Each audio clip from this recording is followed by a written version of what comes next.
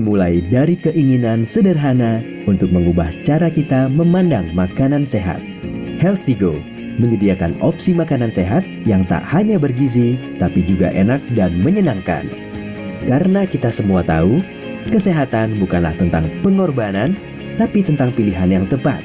Healthy Go telah bekerja sama dengan chef terbaik dan nutrisionis terbaik untuk menciptakan lebih dari 1.300 variasi menu yang sehat tanpa mengorbankan rasa. Komitmen kami untuk terus memuaskan lidah dan menjaga kesehatan tanpa kebosanan. Dan ketika kami mendengar cerita sukses dari lebih dari 100.000 pelanggan yang berhasil mencapai target diet mereka bersama kami, itu adalah hadiah terbesar bagi kami.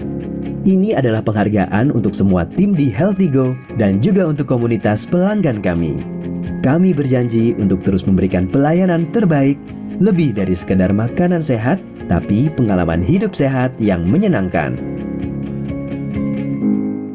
Langganan catering sehat tapi suka salah alamat pengiriman. Padahal hari ini lagi di kantor. Malah dikirim ke rumah. Untungnya sekarang gue nemu Healthy Go. Catering sehat yang super fleksibel. Bisa disesuaikan dengan alamat pengirimanmu setiap hari. Hari ini di rumah, besok di kantor, atau dimanapun kamu berada, pesanmu pasti sampai dengan aman. Pokoknya gak usah ragu lagi, udah lebih dari 100.000 orang yang langganan. Jadi buruan coba Healthy Go sekarang juga.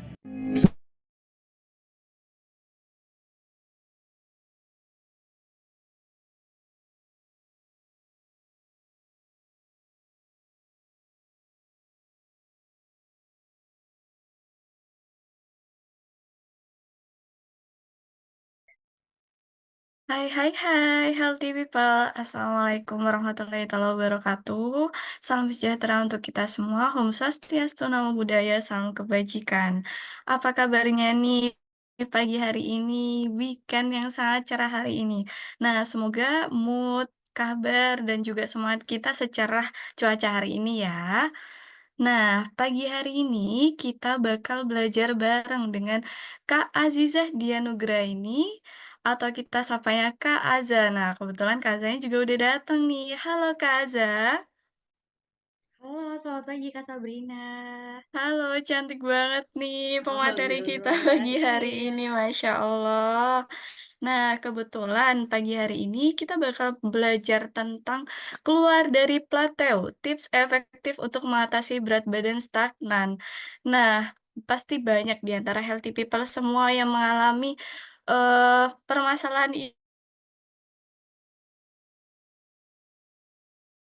yang terjadi pada healthy people semuanya, baik temennya maupun diri sendiri atau keluarganya pasti juga banyak yang mengalami hal ini. Udah nyoba diet, udah nyoba olahraga ini itu, udah kardio seminggu, udah 5 kali, kok tetep nggak turun sih Kak? Awalnya turun, terus habis itu udah stuck segini-segini aja.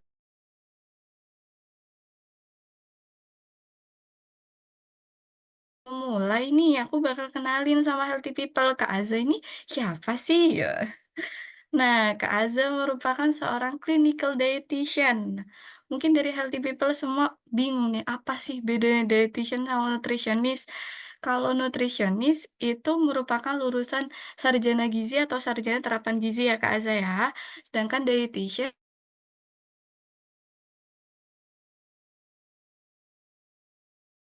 pastinya. Nah, Kak Azza merupakan seorang lulusan clinical dietitian dari UGM Yogyakarta ya, Kak, ya. Nah, kemudian saat ini menjadi clinical dietitian juga di salah satu rumah sakit swasta di Bekasi, dan Kak Azza dan teman-temannya memiliki platform semua yang mungkin setelah belajar bareng Kak Azza nih, terus ada gambaran kayak, waduh, aku kayaknya nggak bisa deh diet sendiri, perlu dibimbing nih bareng dietitian, bisa dikunjungin ya Dietitian Journal. Oke, untuk mempersingkat waktu juga, Kak Azza boleh menyapa healthy people dan juga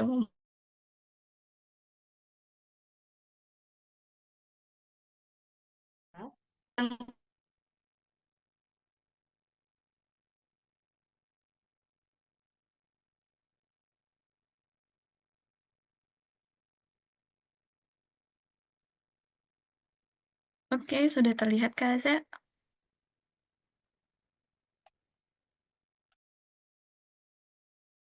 Oke, udah kelihatan ya?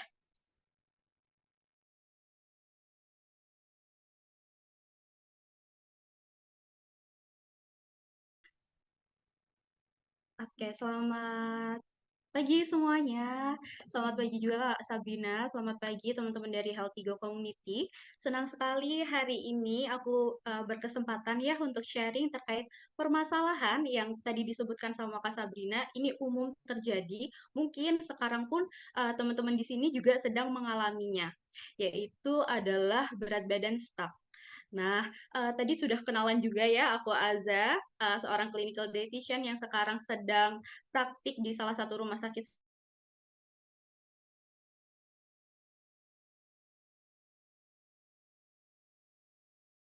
Jadi kurang lebih sedikit banyaknya aku juga tahu terkait hal-hal seperti ini, seperti fase-fase plato, kemudian bagaimana sih cara untuk keluar dari berat badan stagnan.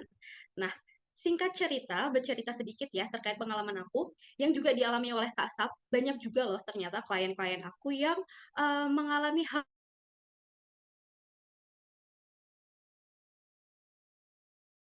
Tapi kenapa berat badannya belum turun?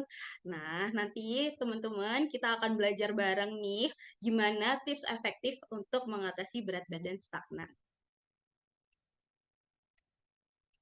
Oke, secara garis besar kita akan membahas 3 topik ini, teman-teman. Gambaran umum dari fase plato, kemudian faktor penyebab, dan juga gimana sih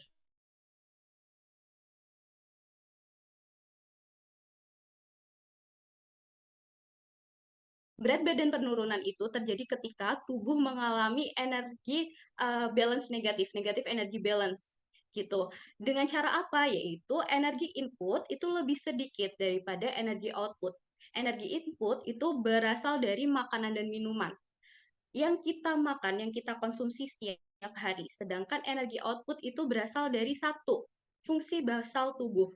Energi yang dikeluarkan agar tubuh itu tetap bisa melakukan fungsi dasarnya, yaitu misalnya bernafas, berpikir, memompa darah, mereka itu juga butuh kalori, seperti itu. Kemudian ada juga yang namanya TEF, Thermic Effect of Food, yaitu energi yang dikeluarkan untuk mencerna makanan. Nah, untuk turun berat badan itu perlu defisit kalori atau menurunkan energi input. Nah, gimana ceritanya kalau udah nih Kak, aku udah turunin makan minum aku, tapi kenapa tetap berat badan stagnan? Jadi, menurut penelitian yang dilakukan pada 2022 ini, itu menyatakan bahwa fenomena berat badan stagnan ini adalah suatu fenomena yang umum terjadi. Memang ini adalah suatu apa ya, tantangan yang terjadi pada orang-orang yang sedang diet.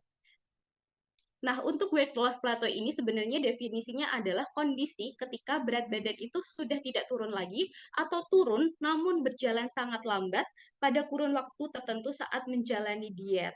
Gitu. Nah, untuk faktornya pun masing-masing orang berbeda, teman-teman. Nggak sama dan itu sangat kompleks gitu.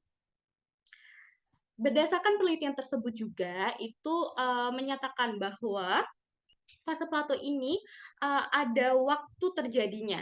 Jadi memang kalau teman-teman itu sedang menjalankan diet, defisit kalori, itu akan menurunkan berat badan. Berhasil memang. Tapi ketika nanti sudah mencapai 12 minggu, atau berapa tuh? Berarti 12 minggu itu 4 bulan ya. Uh, 4 3 bulan. Ketika 3 bulan itu dia sudah mulai nampak fase plato, sudah mulai ada penurunan berat badan, sudah mulai stuck seperti itu. Dan bahkan di penelitian tersebut juga menyatakan bahwa sebesar 10-20% orang yang diteliti itu berat badannya stop turun ketika sudah mencapai 6 bulan kemudian seperti itu. Nah, dalam 6 bulan ini ternyata 80%-nya itu stuck, sudah tidak turun berat badan lagi. Atau bahkan ada yang terjadi kenaikan berat badan. Kita lihat kalau di grafiknya, ini di 6 bulan dia mulai ketahuan ada plateau dan bertahap dia akan naik lagi seperti itu. Jadi, apabila teman-teman itu sedang diet nih, hati-hati nanti kalau sudah di bulan ketiga hati-hati terjadi adanya fase plato ini. Jangan kaget, makanya kita antisipasi dengan mengetahui apa sih penyebab dari plato ini. gitu. Nah, dari penyebabnya ini sebenarnya sangat kompleks ya teman-teman. Di sini aku mengkelompokkan menjadi 5 faktor penyebab. Yang pertama adanya adaptive thermogenesis, kemudian yang kedua adanya penurunan metabolic rate, yang ketiga adanya komposisi makronutrisi yang tidak tepat, yang keempat ada faktor psikologis, dan yang terakhir ada faktor medis. Kita bahas satu persatu. Nah, ketika teman-teman udah diet, turun berat badan, udah kurangin makan ya, berhasil turun berat badan, maka ternyata tubuh ini pinter, dia akan menyesuaikan diri. Jadi misal nih teman-teman, ada Andi. Andi usianya Andi berat badannya 90 kilo. Nah, kebutuhannya itu katakanlah kebutuhan kalori dia per hari adalah di 2.600.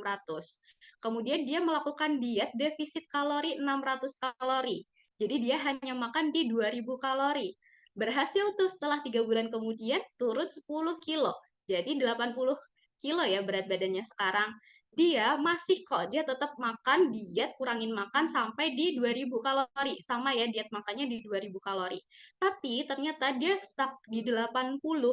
Karena apa? Karena kita ketahui, oh ternyata kebutuhan tubuhnya itu sudah berkurang. Yang semulanya 2.600 jadi 2.200. Ada penurunan karena adanya kondisi adaptive thermogenesis. Tubuh menyesuaikan dengan kondisi terbaru. Tujuannya untuk efisiensi kebutuhan energi. Jadi kalau Andi ini tetap makannya di 2.000 kalori, ya dia ada di fase maintenance, bukan defisit. Karena kalau mau defisit, itu paling nggak kita kurangin 500 kalori, seperti itu. Sedangkan kalau ini jaraknya cuma 200 ya, cukup untuk maintenance saja, seperti itu. Pun penurunan berat badan bisa, tapi minim. Itu faktor yang pertama. Kemudian, yang kedua adalah yang paling sering juga terjadi, adanya penurunan laju metabolisme. Nah, metabolisme ini adalah suatu proses bagaimana tubuh itu membakar makanan menjadi suatu energi. Nah, biasanya penurunan laju metabolisme ini disebabkan karena diet kurang tepat gitu. Nah, untuk konsep penurunan berat badan ya sebenarnya itu ada 3 teman-teman, yaitu yang pertama yaitu dengan defisit kalori, kurangin makan saja. Yang kedua, kurangin makan, menambah aktivitas fisik. Dan yang ketiga adalah makan iya, kurangin makan iya, menambah aktivitas fisik iya, kemudian juga ditambah dengan olahraga. Nah, ketiganya ini dia sama-sama bisa menurunkan berat badan. Namun, kondisi kalau kita hanya menurunkan berat badan tanpa olahraga, yang terjadi adalah seperti ini. Ini ya, kita defisit aja, tidak ada olahraga. Berat badan turun, iya. Total fat-nya turun, iya. Tapi massa ototnya juga ikut turun. Nah, ketika massa ototnya ini juga ikut turun, apa yang terjadi? Dia akan stuck berat badannya karena metabolismenya melambat. Karena apa? Karena begini teman-teman, ketika massa otot itu berpengaruh sekali sama laju metabolisme. Semakin besar massa otot kita, semakin cepat juga laju metabolisme. Karena apa? Karena otot, walaupun kita dalam kondisi diam, tidak bergerak, otot itu kan dia tetap bekerja, dia tetap melakukan relaksasi dan kontraksi. Nah, inilah yang menyebabkan otot ini, jaringan otot, membakar jauh lebih banyak kalori daripada jaringan lemak. Kita tahu ya di sini jaringan otot membakar 20% dari total kalori, sedangkan jaringan lemak hanya 5% dari total kalori. Jadi semakin banyak otot yang kita punya, itu semakin cepat metabolisme. Dan sebaliknya, semakin kita turun massa ototnya karena nggak ada olahraga, maka semakin lambat juga metabolisme.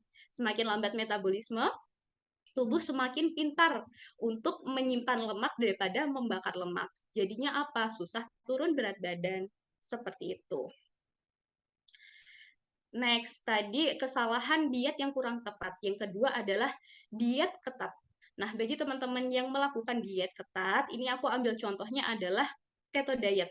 Nah, berdasarkan penelitian di sini kita lihat ya bahwa setelah 120 hari memang mereka turun, tapi habis itu kita lihat ada yo-yo effect. Habis turun drastis, kemudian dia tampak kenaikan berat badan. Nah, sebab apa? Karena adanya perubahan hormon secara besar-besaran dan mempengaruhi kebutuhan psikologis dan emosional kita. Jadi saling berhubungan. Ketika kita diet yang terlalu ketat, ada perubahan hormon ya, kortisolnya jadi naik. Kenapa kortisol naik? Karena ketika kita diet ketat itu kan tubuh jadi stres, tiba-tiba kekurangan nutrisi, kemudian tubuhnya jadi stres, hormon kortisol naik. Ketika hormon kortisol naik akan meningkatkan nafsu makan. Kemudian juga hormon peptide YY itu juga turun. Yang ada di usus itu turun sehingga menyebabkan rasa kenyangnya berkurang, cepat merasa lapar. Ketika kedua hormon ini kita jaga selama diet, akhirnya dia akan seperti bom waktu, lama-lama akan meledak. Dan ketika kita sudah mencapai target, kan memang cepat ya kalau diet ketat itu kita dapat target penurunan berat badannya cepat tercapai. Tapi ketika kita sudah dapat target berat badan kita, kemudian tadi hormon-hormon yang tertahan kemudian akan meledak sehingga mempengaruhi kebutuhan psikologis kita. Akan balik lagi makannya. Dan itu akan yang mempengaruhi yo-yo effect tadi. Seperti itu. Kemudian yang ketiga adalah komposisi makronutrisi tidak tepat.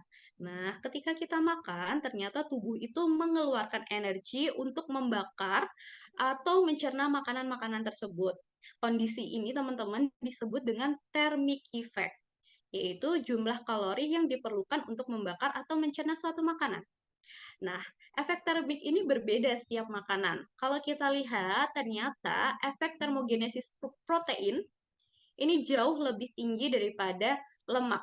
Jadi kalau kita makan protein, itu tubuh kita mengeluarkan energinya tuh jauh lebih banyak daripada lemak.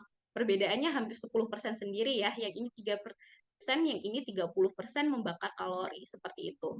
Jadi kalau kita makan lemak, atau goreng-gorengan, santan, itu hati-hati karena tubuh nggak terlalu banyak mengeluarkan energi. Nanti malah kesimpan jadi simpanan lemak, seperti itu. Kemudian, tadi kita tahu ya, protein itu dia punya thermic effect paling tinggi. Kemudian juga manfaat protein ini ternyata bagus sekali untuk diet. Dia punya efek mengenyangkan, sehingga bisa kontrol asupan sehari-hari. Kemudian dia juga bisa menekan aktivitas di kortikolimbik, bagian dari otak, di mana wilayah ini biasanya berhubungan dengan sinyal cravings. Jadi ketika kita makan protein, akan turun cravings. Cravings itu adalah suatu kondisi kita pengen sekali punya keinginan untuk makan makanan yang tinggi kalori. Biasanya cenderung dari makanan manis dan juga berlemak, goreng-gorengan, seperti itu. Nah, kemudian dari protein ini, ketika kita makan protein yang cukup, kemudian diimbangi dengan olahraga, itu dapat meningkatkan massa otot. Yang mana tadi kita kembali lagi, semakin tinggi massa otot, semakin cepat juga metabolisme yang kita punya. Semakin cepat juga penurunan berat badan terjadi. Nah, lanjut ya, faktor yang keempat, yaitu faktor psikologis. Jadi, kalau lagi stres kerjaan ataupun kurang tidur, itu buat ini ya, tubuh kita tuh jadi kondisi stres. Nah, tadi kita bahas lagi kortisol. Kondisi stres ini meningkatkan kortisol, yang mana akan menyebabkan metabolisme melambat dan muncul cravings. Lagi-lagi cravings ya. Nah, untuk kortisol ini ternyata menyebabkan tubuh kita itu berkurang fungsi tubuh normalnya dan memperlambat metabolisme. Juga kortisol itu dia akan ditangkal oleh dopamin, hormon kebahagiaan. Yang dopamin ini nanti ditargetkannya pada apa tadi? Makanan gula dan lemak. Jadi ketika kita kondisi stres, itu wajar ya, kita pengen makan manis deh, pengen es, atau pengen goreng-gorengan, itu wajar. Karena kortisol itu mencari cara untuk menetralkan dengan adanya dopamin. Seperti itu.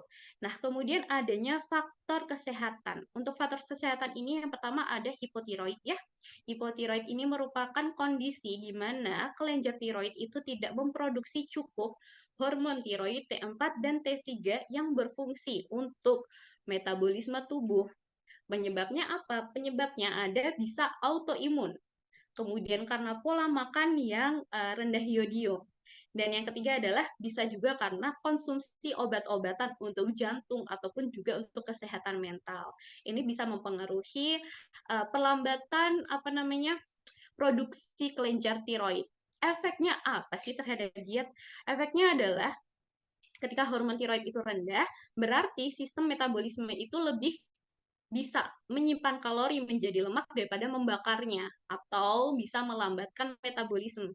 Makanya ini sering terjadi, orang-orang dengan hipotiroid itu cenderung berat badannya gemuk. Karena apa? Karena tidak ada hormon untuk mempercepat metabolisme gitu. Kemudian faktor medis yang kedua adalah PCOS. PCOS ya, sindrom polikistik ovarium. Ini adalah kondisi ketidakseimbangan hormon yang banyak terjadi juga pada perempuan-perempuan di Indonesia ya, yang mana kondisi ini tuh disebabkan karena ovarium itu menghasilkan hormon androgen jauh lebih banyak daripada normalnya, di mana hormon androgen ini adalah hormon yang harusnya banyaknya ada di laki-laki. Tapi karena ada kondisi PCOS ini, hormon androgennya banyak nih di perempuan. Makanya orang-orang PCOS itu biasanya ciri-cirinya tampak pada tumbuh rambut di bagian tubuh yang tidak seharusnya perempuan, misalnya di kumis, kemudian di tangan, di kaki yang terlalu banyak seperti itu. Nah, kejadian kelebihan hormon androgen ini menyebabkan tubuh kita menjadi kurang sensitif terhadap insulin, menyebabkan namanya resistensi insulin. Tubuh tetap memproduksi insulin dalam jumlah yang banyak, tapi dia tidak sensitif, seperti itu. Jadi ketika insulin ini tinggi ya dalam tubuh, dia akan meningkatkan penyimpanan lemak gitu, dan menjadi orang-orang PCOS itu sulit untuk menjaga berat badannya. Dimana di sini kita lihat ya ciri-ciri PCOS, salah satunya dia overweight. Bisa dilihat juga, oh dia periode menstruasinya juga tidak lancar. Seperti itu. Nah, kita masuk ke materi gimana ya Kak kalau ternyata aku punya kondisi seperti itu, aku mengalami adaptif termogenesis seperti itu, apa yang harus dilakukan? Nah, saran dan rekomendasi dari aku adalah yang paling utama, paling pertama adalah lakukan evaluasi. Baik itu evaluasi dari input, dari makannya ya, evaluasi output, dan evaluasi hasil. Setelah kita evaluasi 3 faktor tersebut, kemudian kita lakukan perbaikan diet, perbaikan intake. Kalau ada yang miss di evaluasi output, kita perbaikan modifikasi olahraga. Kalau ada hasilnya ternyata di input sama output aku udah bener semua kok, tapi hasilnya kok masih stuck ya. Oh, mungkin teman-teman butuh yang namanya modifikasi jenis diet. Seperti itu. Kita bahas satu-satu. Nah, untuk pertama ya, evaluasi input kalori. Nah, sekarang tanya sama diri teman-teman sendiri, apakah udah melakukan pengurangan kalori dari angka defisit saat ini? Mungkin ada kondisi teman-teman udah berhasil diet ya, kayak kasusnya Kak Andi ini tadi, udah berhasil diet, udah turun tapi stuck. Bisa jadi tubuh teman-teman lagi adaptasi sama bentuk tubuh yang baru, kebutuhannya berkurang. Jadi semisal kalau kasusnya Kak Andi ini tadi, dia udah nggak bisa makan di 2000 kalori, harus turun lagi di 1700 agar bisa melanjutkan penurunan berat badan sampai tujuannya, sampai goals-nya. Tapi perlu diperhatikan, tidak direkomendasikan untuk diet sampai di bawah BMR, basal metabolic rate ya. Jadi setiap orang itu punya basal metabolic rate atau kebutuhan tubuh untuk tetap bisa mengerjakan fungsi dasarnya tadi yang bernafas, berpikir, memompa darah seperti itu. Tidak boleh kurang dari itu. Karena kalau kurang nanti efeknya adalah penurunan fungsi tubuh seperti itu. Nah, BMR sendiri itu berbeda-beda, setiap orang dipengaruhi oleh umur, jenis kelamin, berat badan gitu. Jadi untuk tahu BMR-nya bisa tanyakan kepada ahli gizi melakukan konsultasi ya, seperti itu. Nah, ketika sudah ya, udah tahu, oh ternyata aku harus turun kalori lagi. Yang kedua adalah mulai nge-track kalori kamu ya, dimana sekarang itu sudah teknologi udah maju banget, sudah ada aplikasi-aplikasi yang bermanfaat banget untuk catat kalori harian kamu. Salah satu bisa memanfaatkan aplikasi ini, namanya Fat Secret ya. Ini aku juga pakai untuk nge-track kalori aku. Semisal tadi kamu jatah kalori per harinya itu 1700. Di sini kita bisa track nih, oh kalori aku masih 1400 nih. Kalau aku nantinya naik malam 100 kalori berarti masih aman dong, masih, karena belum lebih dari 1.700 seperti itu. Tapi beda lagi kalau kamu adalah tipe orang yang malas-malas catat, malas-malas nge-track, catetin makan-makan, cari satu-satu. Kamu bisa konsultasi ke ahli gizi untuk mendapatkan personalized meal plan namanya, seperti itu. Nah, personalized meal plan ini adalah rencana makan yang disusun oleh ahli gizi, disesuaikan sama kebutuhan kalori kamu dan tujuan diet kamu. Contohnya adalah seperti ini, kalau aku biasanya bikin ya, kita ada golongan makanan, kemudian ada jatah porsinya. Jadi kamu nggak usah pusing-pusing nyatet-nyatet kalori, ngitung kalori, tapi kamu hanya inget-inget aja jatah makannya. Oh, kalau karbohidrat, aku cuma 3 porsi per hari jatahnya. Kalau satu porsi itu misal, satu porsi nasi setara dengan 6-7 sendok makan. Jadi aku setiap makan pagi, siang, malam cuma boleh 6 sendok makan aja. Dan seperti itu selanjutnya. Kemudian, tadi ya, modifikasi komposisi nutrisi. Gimana makan proteinnya udah cukup banyak atau belum? Karena ini ada optimal protein intake ya untuk kondisi misal overweight. Normalnya adalah 1 gram per berat badan, tapi untuk orang-orang yang ingin diet dan kondisinya over atau obes itu bisa naikkan 1,2 sampai 1,5 gram per kilogram. Misal tadi Kak Andi tadi berat badannya 70, per harinya dia berarti butuh protein sebanyak 54 sampai 105 gram protein atau setara dengan 9 porsi lauk pauk.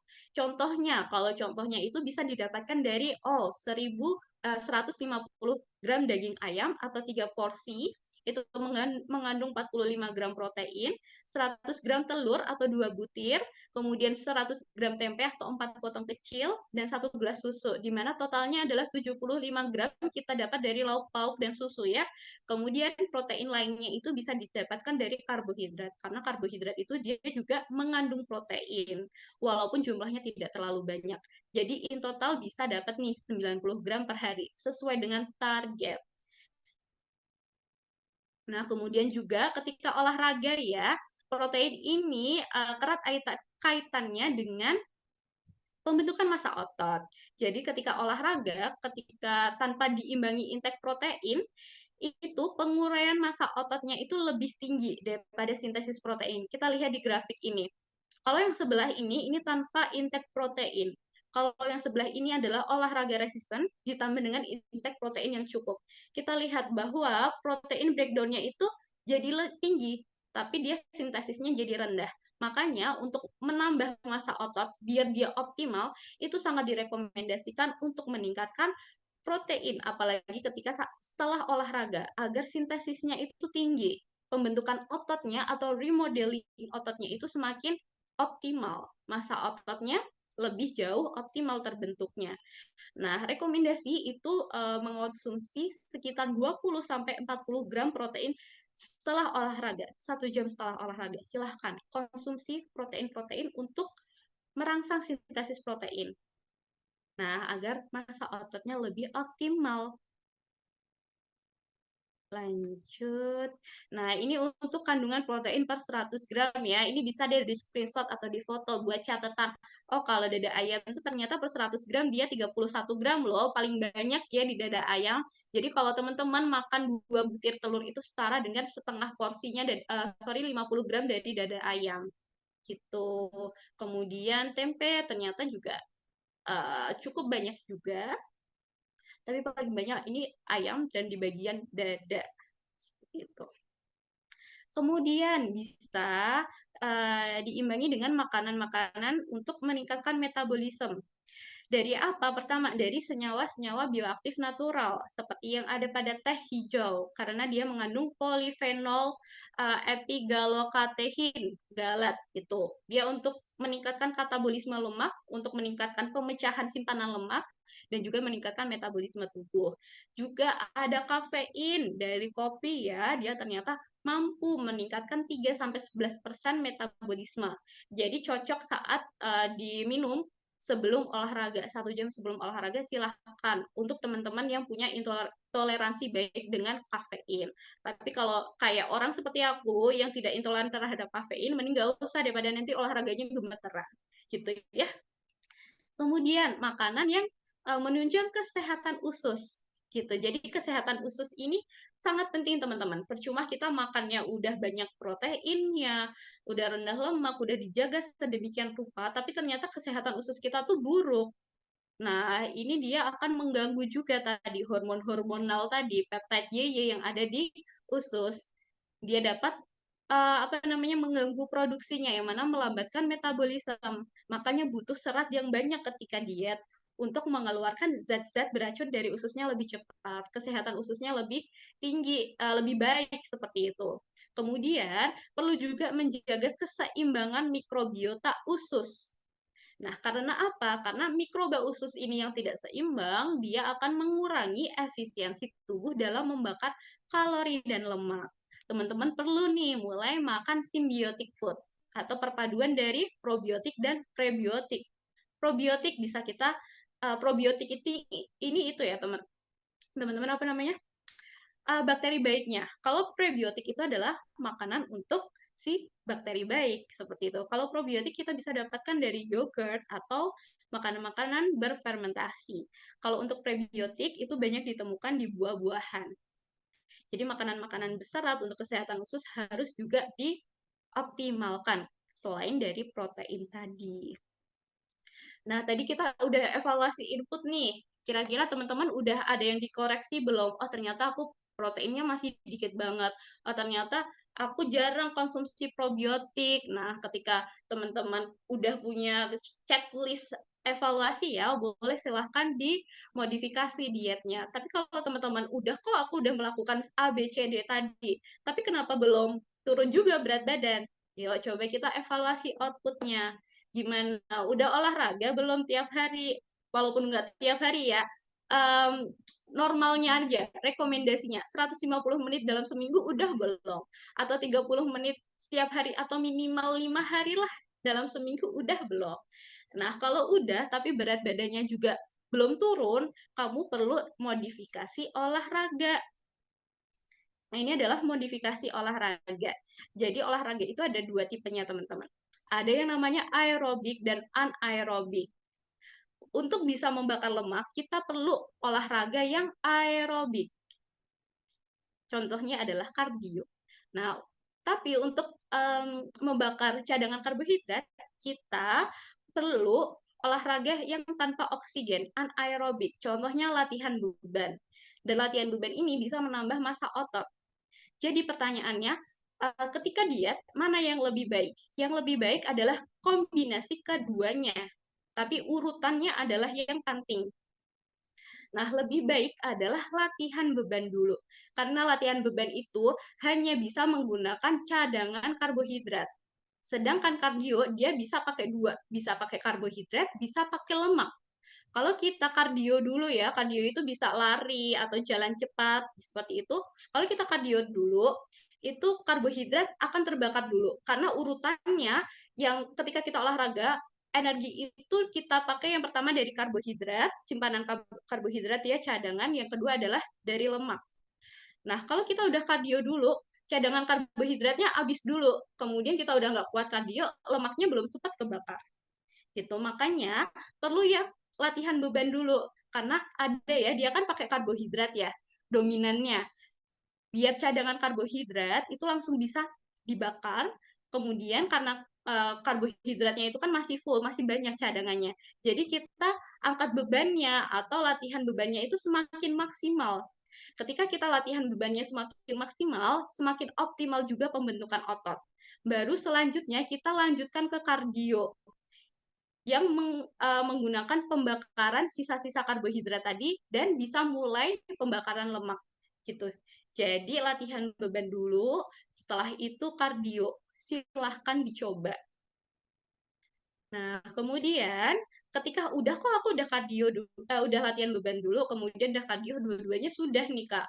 Tapi belum turun juga. Nah, mungkin teman-teman perlu modifikasi fit ya, modifikasi frekuensi, intensitas dan juga waktu atau durasinya. Nah, untuk frekuensi yang mungkin teman-teman awalnya 3 kali aja per minggu, lebih sering lagi 4-5 kali per minggu. Intensitas, kalau kardio mungkin biasanya jalan cepat, kemudian cobalah lari. Kalau angkat beban yang biasanya angkat 4 kilo, naikin 6 kilo. Atau semisal latihan kekuatannya itu kita pakai squat, yang biasanya cuma kakinya nggak terbuka lebar-lebar banget, coba dibuka lebar, lebih lebar lagi squatnya. Atau bisa pakai ditambahin dengan resistant band di antara kedua paha, itu juga bisa meningkatkan intensitas. Seperti itu. Kemudian durasi. Nah, ini juga baiknya meningkat setiap kalau kita udah 30 menit per sesi udah aman nih, udah nggak ngos-ngosan. Selanjutnya boleh dinaikin. Itu agar apa? Agar tubuh itu dia tidak dalam kondisi stuck. Dia tidak adaptasi terus. Nah, kemudian ketika kita udah evaluasi intake, udah evaluasi output, sudah, kemudian kita ke evaluasi hasil. Caranya gimana? Caranya adalah teman-teman perlu sekali mencatat berat badan setiap hari. Tapi untuk evaluasinya cukup dilakukan setiap 1 minggu saja. Dilihat berapa sih selisih dari hari pertama dan hari ketujuh. Apabila memang ada penurunan berat badan, minimal 300 sampai 500, oh berarti ini dietnya berhasil, gitu. Cukup berhasil. Nah, dengan catatan adalah berat badan yang diukur adalah berat badan yang dalam kondisi hampir sama. Contohnya adalah berat badan setiap bangun tidur, sebelum minum atau makan, dan setelah buang air kecil atau juga buang air besar. Seperti itu. Dicatat, dievaluasi setiap minggunya. Oh, kalau udah turun 300, oh berarti turun, walaupun kecil ya kalau 300. Tapi progres itu sangat berarti ya, walaupun 300 aja. Nah, kemudian kita evaluasi, udah. Kemudian modifikasi juga udah. Evaluasi dan modifikasi output juga udah, tapi berat badan masih stagnan. Berarti bisa jadi tubuh kamu ini memang sedang mengalami fase nyaman dengan kondisinya sekarang. Makanya kita perlu modifikasi jenis diet seperti itu. Mungkin ya teman-teman hanya melakukan defisit kalori aja, mengurangi makanan aja, disertai dengan peningkatan aktivitas fisik atau olahraga. Coba mulai jenis-jenis diet, seperti misalnya intermittent fasting. Nah, intermittent fasting ini adalah diet dengan siklus periode makan dan periode puasa. Jadi dia punya jendela makan. Hanya boleh, ya dasarnya seperti kita berpuasa lah, seperti itu. Ada jam makannya. Nah, untuk rekomendasi untuk teman-teman yang tetap terjadi berat badan stuck setelah melakukan evaluasi dan modifikasi input-output tadi, bisa dicoba IF. IF diet dengan jendela makan 16:8 atau 8 jam waktu makannya. Tapi kalau teman-teman ternyata nggak kuat untuk 8 jam makan, bisa start dari 12-12. 12 jam makan, kemudian 12 jam puasa. Nah, jika teman-teman ini melakukan 16-8 ya, 8 jam waktu makan itu proporsionalnya adalah mulai dari jam 10 pagi sampai jam 6 malam. Karena di jam ini teman-teman masih aktivitas. Masih ada energi buat aktivitasnya ya, gitu. Nah, ini hanya dilakukan selama kurang lebih 2 minggu aja dengan defisit kalori kamu yang sekarang tidak kurang dari BMR tadi. Minimal dasarnya. Nah, tujuannya apa sih teman-teman? Tujuannya adalah memberikan periode puasa agar glukosa yang sebagai sumber energi utama itu habis, sehingga tubuh kita itu akan switch menggantinya jadi simpanan lemak yang dibakar. Itu akan meningkatkan katabolisme, akan meningkatkan metabolisme ya, seperti itu. Nah, setelah 2 minggu silahkan kembali lagi ke diet sebelumnya, diet yang seimbang. Jadi perlu diingat bahwa IF diet itu juga tidak dilakukan secara terlalu lama ya.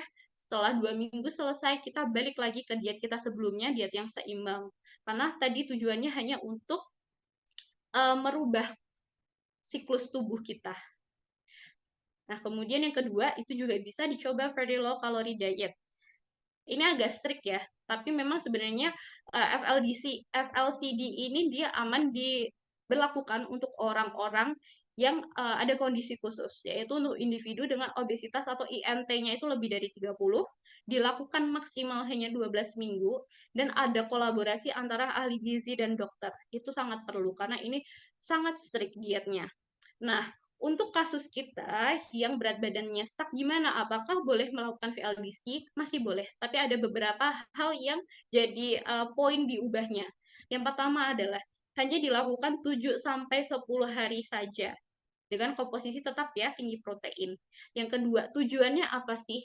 Tujuannya adalah untuk inisiasi kembali yang semula tubuh ini udah nggak bisa bakar simpanan lemak karena udah ada thermogenesis effect tadi ya, ini bisa meningkatkan fat burning lagi, diinisiasi lagi gitu. Nah, lebih baik juga tidak olahraga dulu. Karena apa? Karena ini udah strict banget cuma 800 kalori. Kalau sama olahraga nanti takutnya tubuhnya nggak kuat, nggak siap. Dan jangan lupa jadwal makannya teratur. Jadi makannya sedikit-sedikit tapi teratur. Nah, setelah 10 hari selesai melakukan very low calorie diet ini, silahkan kembali lagi ke diet defisit. Harapannya metabolismenya sudah kembali normal, sudah tidak stuck lagi. Seperti itu. Nah, kemudian apabila sudah dicoba ya, modifikasi dietnya juga sudah dicoba, ternyata berat badannya juga sudah masih stuck, coba berobat ke dokter. Siapa tahu nih ada kondisi medis yang perlu pengobatan. Contohnya tadi hipotiroid, seperti itu ya. Yang mana hipotiroid itu kan juga perlu obat pendamping agar produksi hormonnya tetap normal seperti itu. Nah, kemudian agar hasilnya maksimal, teman-teman harus juga kontrol stres, karena stres tadi sangat berkaitan dengan kortisol ya, di mana kortisol tadi meningkatkan rasa cravings, tidak bisa mengontrol nafsu makan, seperti itu. Dan fokus dan nikmati setiap prosesnya, walaupun tadi turun 300 gram per minggunya nggak apa-apa, itu juga proses penurunan berat badan kok teman-teman. Dan pastinya selalu konsisten gitu, karena kunci dia sebenarnya konsisten ya teman-temannya. Itu setiap ada obstacle nggak naik berat badan, jangan sampai kita jadi nggak semangat, tetap konsisten pokoknya gitu aja. Oke, sekian Kak Sabrina dan teman-teman dari Healthy Go Community, apa yang bisa aku sharing hari ini terkait gimana kita bisa break the plateau ini ya, semoga bermanfaat untuk teman-teman yang mungkin sedang mengalami fase ini. Semoga yang apa aku sampaikan bisa jadi evaluasi ya, tadi evaluasi input, output, hasil juga, kemudian untuk saran-sarannya mungkin bisa diterapkan, seperti itu. Terima kasih, aku kembalikan ke Kak Sabrina. Terima kasih buat pemaparan materinya ya Kak Aza. Keren banget. Ini juga evaluasi buat diriku sendiri dan juga healthy people semua yang ada di rumah ya. Nah, jadi kita nggak cuman apa jumlah yang kita makan ya Kak, tapi jenisnya yang kita makan juga berpengaruh juga gitu. Terus nggak cuman jenis olahraganya, frekuensinya juga harus disesuaikan. Terus habis itu durasinya juga ya Kak Eza ya. Iya. Oke, udah ada beberapa pertanyaan yang masuk nih, Kak. Nah, buat Mhm. healthy people semua yang masih malu-malu nih buat nanya, boleh banget buat bertanya karena 3 penanya terbaik bakal dapat 1 free meals dari Healthy Go. Nah, jadi yuk nih yang masih malu-malu tapi pengen nanya, silahkan nanya, kasih pertanyaan terbaik ke Kak Aza. Kapan lagi kan kita konsultasi langsung nih bareng Kak Aza dan gratis. Nah, ada pertanyaan dari Kak Eis, aku izin bacain ya. Hai Oke, Kak, boleh. boleh tahukah olahraga yang lebih ke masa otot itu seperti apa aja yang bisa dikerjakan di rumah? Terus, pada saat awal diet, apakah lebih baik combine untuk kardio otot atau fokus ke salah satunya ya? Dan seperti apa pola olahraga ini yang aman? Oke. Langsung aku jawab aja Kak Sal. Iya, boleh Kak Aza. Oke, aku backslide dulu ya. Nah, ini dia, modifikasi olahraga. Jadi tadi udah sempat terjawab ya bahwa baiknya adalah kombinasi antara latihan beban dan juga latihan kardio. Karena ketika latihan beban, balik lagi ya tadi fungsinya adalah untuk meningkatkan massa otot. Dia biar karbohidrat, cadangan karbohidratnya habis dulu, habis itu kita baru kardio biar bisa lanjut ke lemak yang dibakar. Karena urutannya karbohidrat dulu baru lemak yang dibakar oleh tubuh. Itu urutannya. Ketika cadangan karbonya udah habis, dia baru bisa bakar lemak. Makanya dari itu kita latihan beban dulu nih. biar lagi seger-segernya, energinya lagi gede-gedenya. Jadi kita bisa maksimal juga untuk angkat bebannya. Nah, kemudian tadi untuk di rumah ya, rekomendasi untuk masa otot di rumah. Kalau aku ya, pengalaman aku biasanya aku ngelakuin plank, kemudian push up juga, squat gitu juga. Kemudian aku juga beli barbel kecil-kecilan teman-teman di rumah. Itu juga bisa buat otot tangan juga. Itu walaupun nggak usah yang terlalu besar ya, misal 4 kilo aja, tapi kalau repetisinya itu berulang, dia juga akan bermanfaat kok untuk meningkatkan massa otot seperti itu.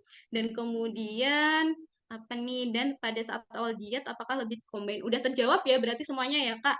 Itu saran dari aku. Sudah aman. Nah, ada pertanyaan lanjutan juga Kak dari Kak Ais. Biasanya untuk penurunan itu Mhm. normalnya turun berapa kilo sih Kak per week-nya gitu? Oke, nah untuk turun berat badan itu yang sesuai rekomendasi sehatnya adalah 500 sampai 500 gram sampai 1 kilo, setengah sampai 1 kilo per minggunya. Jadi tapi kalau teman-teman masih turunnya 300 itu masih oke, walaupun kalau kita lihat itu memang nggak terlalu banyak, tapi bisa dikatakan sangat berhasil itu ketika sudah setengah kilo turun dalam 1 minggu. Nah, balik lagi tadi ya berat badan yang konsisten yang dari pengukuran di waktu yang sama, gitu. Oke, jadi yang aman itu setengah sampai satu per minggunya ya Kak ya? Atau 2 sampai Iya, 4 kilo per bulan kalau memang nggak mau nimbang per minggunya. betul sekali. Nah, begitu Kak Ais, apakah sudah terjawab ya? Oke, kita ada yang juga nanya nih Kak, tadi kan Kak sempat menyebutkan untuk mengkonsumsi probiotik dan prebiotik. Nah, apakah ada rekomendasi yogurt yang baik untuk dikonsumsi? Karena pernah baca Kak kalau yogurt yang terkenal di pasaran tuh tinggi gula. Nah, gimana tuh Oke. Kak menanggapinya? Oke, untuk yogurt ya, yogurt kan itu makanan kemasan. Kita pintar-pintar mulai lihat Nutrifact. Nah, untuk makanan-makanan yang ternyata Nutrifact per servingnya itu lebih dari 10 gram gulanya, mending cari yang lebih rendah dari itu. Mungkin sekarang juga ada yang udah berani mengeluarkan labeling low sugar yogurt itu juga ada kok teman-teman. Misalnya yang Greek Plain gitu ya, itu biasanya dia juga yang lebih rendah gulanya daripada minuman-minuman yogurt yang minum atau yang berasa. Jadi kalau untuk rekomendasi bagus yang Greek yang plain aja. Itu juga dia juga probiotiknya lebih tinggi daripada yang cuma minum karena minum kan dia ada tambahan-tambahan yang lainnya. Seperti itu Kak Isnaini, apakah terjawab? Oke, sepertinya terjawab sih Kak, cukup, jadi better Greek yogurt ya Kak ya, yang plain ya, nggak Iya dipilih yang betul. ada gulanya. Tapi Mm-mm. biasanya tuh Kak kalau Greek yogurt kan agak asem tuh ya, Mm-mm. apakah kira-kira itu aman ya Kak buat penderita, MAH gitu-gitu? Mhm. Kalau untuk penderita MAH, alangkah baiknya, apa namanya, sekarang juga ada suatu produk yogurt juga dia yang sudah lebih berinovasi ya, dia bakterinya menggunakan bakteri yang lebih tidak asam. Jadi itu juga tidak, apa, meningkatkan reaksi GERD, itu bisa dicari teman-teman. Ada kok sekarang yogurt-yogurt yang ternyata sudah berkembang, berinovasi. Kalaupun semisal kita Greek-nya ketemunya yang asam, bisa dikombinasikan dengan buah-buahan juga yang manis. Jadi rasa asamnya itu bisa tetap manis juga. Kemudian untuk konsumsi yogurt, kalau untuk teman-teman yang punya apa namanya riwayat GERD ya lebih baik jangan dikonsumsi di pagi hari. Kemudian pastikan udah ada makanan dulu yang masuk sebelum kita yogurt. Misalnya habis makan utama, makan siang jam 12, barulah nyemil yogurt di jam 1. Itu silahkan. Oke, begitu ya teman-teman yang mungkin ada kondisi khusus seperti MAH, GERD gitu, tetap bisa makan atau mengkonsumsi yogurt, tapi dengan saran seperti yang Kak Aza sampaikan tadi. Nah, lanjut ke pertanyaan berikutnya dari Kak Ana. Kak, kalau berat badan tetap, tapi massa ototnya meningkat, fatnya turun. Nah, apakah itu tetap dikatakan sebagai stuck ya? Oke, itu adalah hal yang positif ya, itu hal yang baik karena ternyata memang banyak kok teman-teman aku juga yang dia rajin banget nge-gym, tapi berat badannya kok segini aja ya, ya Za, gitu. Terus aku bilang, "It's okay, nggak masalah, itu malah progres yang bagus. Dalam arti tubuh kamu sedang tinggi-tingginya massa ototnya, itu nggak masalah selama pastikan ada perubahan yang dirasakan dari diri sendiri. Kalau massa ototnya lebih banyak, tubuhnya itu lebih enteng biasanya, gitu. Itu nggak masalah, nanti dia akan berikutan sendiri, akan lama-lama juga akan turun sendiri body weight-nya seperti itu. Tapi untuk sekarang nggak terlalu dipermasalahkan, tetap lanjutkan aja dietnya, kemudian olahraganya juga. Mungkin nanti yang dikoreksi adalah kenapa ya berat badannya belum turun. Mungkin bisa dicoba untuk penurunan makanan-makanan, dikoreksi lagi lemaknya gimana, karena takutnya lemaknya itu masih nyimpen berat badannya gitu. Oke, buat Kak Ana, mungkin saran dari Kak Azab bisa mulai diterapin nih. Nah, ada pertanyaan bagus ini dari Kak Mega. Kak, aku pernah baca katanya kalau baby stuck bisa dimodifikasi dari defisit kalori. Kemudian tidak defisit selama beberapa waktu, baru balik lagi defisit untuk memanipulasi tubuh. Apakah hal itu benar ya? Oke, aku pernah juga ini diskusi sama dosen aku ya. Nah, untuk kondisi tadi memanipulasi berat badan stuck memang bisa dilakukan dengan 2 cara teman-teman. Bisa dari kita defisit kemudian defisit lagi sama BMR, bisa juga memanipulasi dengan meningkatkan, kalori. Tapi untuk yang meningkatkan kalori ini ternyata nanti efeknya tidak terlalu terlihat seperti itu. Jadi ketika teman-teman ini, misal udah stuck, udah sampai BMR batasnya, bisa dicoba seperti memanipulasinya dengan EF diet atau tadi FLDC tetap defisit tapi dalam kondisi yang aman kemudian balik lagi ke defisit yang seimbang gitu. Seperti itu.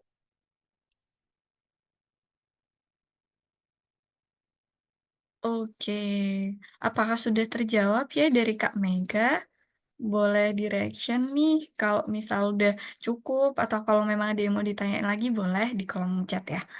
Nah, sambil nunggu respon dari Kak Mega nih, ada pertanyaan dari Kak Ilham. Kak, kalau mau naikin berat badan lewat naik massa otot, aku konsumsi whey lean mass. Sekali minum proteinnya di atas 30 gram. Wah, cukup tinggi ya, Kak ya. Dan ada maltodextrin di komposisinya. Maltodextrin itu apa ya, Kak? Dan apa aman untuk saya? Oke, jadi gini, ini juga jadi apa ya, salah satu jalan yang bagus maksudnya adalah kita kan ketika diet butuh banyak protein.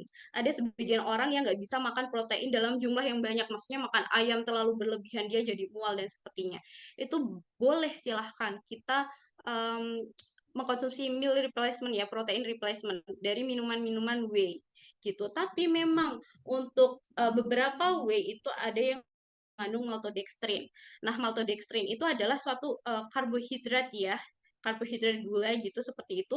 Nah, ini cocok-cocokan nih untuk maltodextrin. Kalau untuk aku konsumsi maltodextrin itu siklus menstruasi aku jadi tidak normal gitu karena maltodextrin itu dia merubah hormonal dan itu tapi berbeda setiap orang ya efeknya. Ada teman aku, dia konsumsi maltodextrin dia jadi berjerawat parah.